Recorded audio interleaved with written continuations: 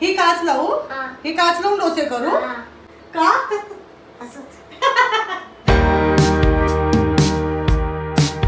Hi hello, कसे आहात सगळे? आय होप सगळे मजेतच असाल.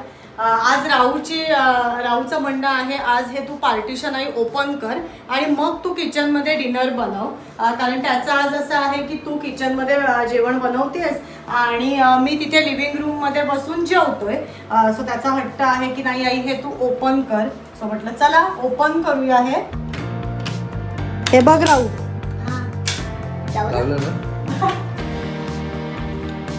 लागलं का ते? हो लागलं, पण निघालं का ते? नाही व्यवस्थित नाही निघालं. खुश खुश. मजा येते. घुमतोय आवाज. वेगवेगळं झालं. हा वेगळं झालं ना, पार्टिशन झालं ना. आता घुमतोय. तू किचन मध्ये जाऊन बघितलंस का आता? त्याला वेगळं वाटतंय. ऍक्च्युली काल आम्ही होम टूर दिली तेव्हा हे ओपन करून दाखवलं होतं. तेव्हापासून त्याचं म्हणणं आहे की आई हे ओपन ठेव ना, म्हणजे मला वेगवेगळं असं वाटेल. पण म्हटलं आज काय सकाळपासून काय आम्ही केलं नाही. म्हटलं काय तो विसरून जाईल, पण तो अजिबात विसरलेला नाहीये. आज जेव्हापासून मी किचन मध्ये आले तेव्हा त्याचं म्हणणं आहे की आई हे पार्टिशन ओपन करच तू. म्हटलं चला पार्टिशन आज ओपन करूया. Separate kitchen, separate living room. Ankita ऐकायला व्यवस्थित होतं. हॅलो. अरे तू इथे बाहेरच आहे, आतमधून बोल. हॅलो येत आहे ना? आपण सुद्धा असं फर्स्ट टाइम केलं असेल ना? फर्स्ट टाइम म्हणजे फर्स्ट टाइम केलंय. कधी? की हँडओव्हरच्या वेळेला आपण ओपन करून बघितलं, त्याच्यानंतर नाहीच केलंय. नाही असं पार्टिशन कधी करून बघितलं? काल केलं. काल होम टूर शूट करताना केलेलं. पण छान वाटतं ना, कधीतरी असा लुक ठेवायला पण काही हरकत नाहीये. येस, चांगलं वाटतंय, मस्त वाटतं. आता हे असंच ठेवायचं का? रात्रभर चालेल आणि उद्या सकाळी बंद. बरं चालेल. आणि मग परत डिनरला बंद, परत परवा सकाळी बंद. अच्छा, म्हणजे प्रत्येक डिनरला आता त्याचं म्हणणं आहे की हे ओपन. म्हणजे लंच आणि डिनर करणार असतील तेव्हा हे ओपन करून म्हणजे त्याला फील येईल आई किचन मध्ये बनवते. चालेल असं होईल म्हणजे की मी एक रेस्टॉरंट मध्ये आले ना. अच्छा, रेस्टॉरंट मध्ये आलाय आणि मग तुम्हाला ऑर्डर देणार. पराठा होतो, डोसा. तेच ना पराठा समजलं मी. अच्छा तू समजलास. अच्छा, डोस्याला तो पराठा. आजच्या रात्रीच्या जेवणाचा मेन्यू एकदम सिंपल केलाय मी. मस्त गरम गरम साधे डोसे आणि त्याच्याबरोबर सांबार केलंय. राहूचं तुम्ही बघितलं असेल ऑलरेडी जेवण सुद्धा झालंय, कारण त्याला भूक लागली होती. सो म्हटलं चल पटापट पहिले मी डोसे करते आणि तू जेवून घे. फक्त आमच्यासाठी मी साधे डोसे तर करतेच आहे, पण त्याच्याबरोबर आज मी स्प्रिंग डोसा सुद्धा बनवणार आहे. सो माझ्याकडे थोड्याशा भाज्या घरी होत्या, तर म्हटलं जेवढ्या आहेत त्यामध्ये आपण बनवूया. सो पटकन मी तो स्प्रिंग डोसा कसा बनवणार आहे हे सुद्धा तुम्हाला दाखवते.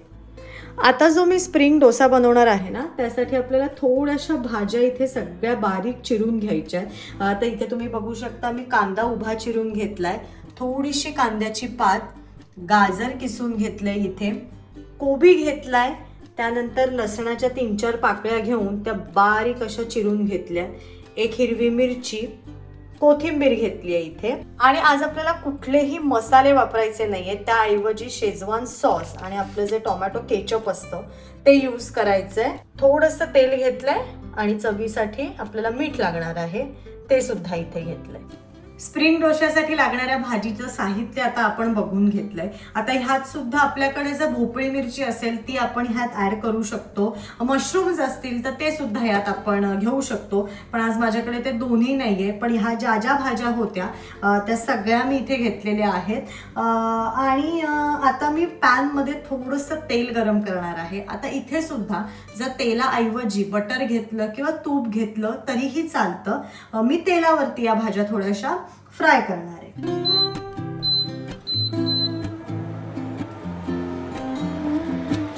अगदी थोडंसं तेल मी ह्यात ॲड करणार आहे. एकदम ऑइली पण आपल्याला ही भाजी बनवायची नाही आहे.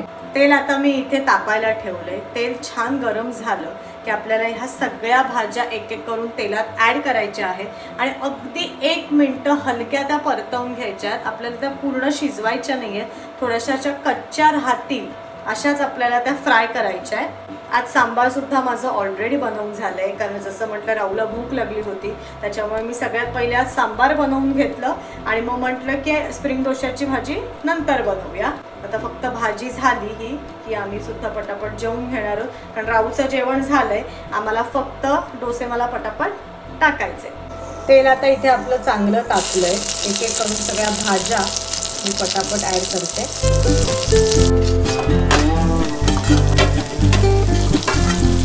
आता आधी छान 1 मिनिटं या मी हलक्या परतवून घेणार आहे. इथे तुम्ही बघू शकता मी भाज्या छान सगळ्या फ्राय करून घेतल्या आणि त्या फ्राय करून झाल्यानंतर त्यात आपल्याला थोडासा शेजवान सॉस ॲड करायचा आहे आणि थोडंसं टोमॅटो केचप. चवीनुसार आता इथे मी मीठ ॲड केलं आहे. पुन्हा हे सगळं छान मिक्स करून घ्यायचं आहे आणि 1-2 मिनिटं आपण याला वाफ आणणार आहोत की आपली भाजी तयार. भाजीला आता छान वाफ आली की मी फक्त डोसे टाकणार आहे आणि त्याच्यानंतर ही जी भाजी आहे ही छान आपल्याला त्या डोस्यांवरती स्प्रेड करायची आहे की आपला स्प्रिंग डोसा सुद्धा तयार होणार आहे. आणि मुद्दामूनच भाजी मी थोडीशी केलेली आहे कारण साधा डोसा सुद्धा खायचा आहे, स्प्रिंग डोसा तर आहेच, त्यात पुष्करला आमच्या इथे बटर डोसा प्रचंड आवडतो आणि आज शेजवान चटणी सुद्धा आहे, तर शेजवान डोसा सुद्धा बनवूया असा सुद्धा आमचा प्लॅन झाला आहे. त्याच्यामुळे वेगवेगळ्या प्रकारचे डोसे करणार आहे, त्याच्यामुळे ही भाजी सुद्धा थोडीशी केली आहे की ह्यातले 2-3 डोसे, साधे डोसे, बटर डोसा.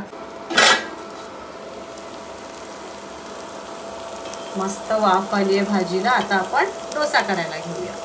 आधी तर आपल्याला नॉर्मल आपण जसा डोसा टाकतो तसाच डोसा टाकायचा आहे आणि नंतर ही भाजी मी केव्हा ॲड करणार आहे हे तुम्हाला सांगते.